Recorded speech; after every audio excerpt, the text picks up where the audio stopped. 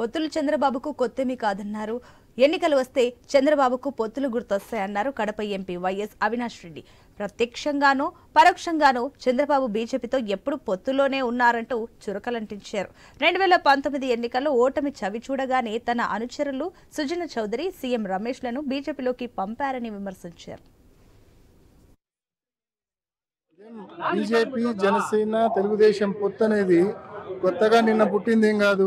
ప్రత్యక్షంగానో పరోక్షంగానో వీళ్ళందరూ కలిసే పనిచేస్తా ఉన్నారు. చంద్రబాబు నాయుడు గారు ప్రతిపక్ష హోదాలోకి వెళ్ళిపోయిన వెంటనే 2019లో తన అన్నుంగు శిష్యులైన సుజనా చౌదరి గారిని, రమేష్ గారిని, ఇటువంటి వాళ్ళందరినీ బీజేపీలోకి పంపించేసినాడు.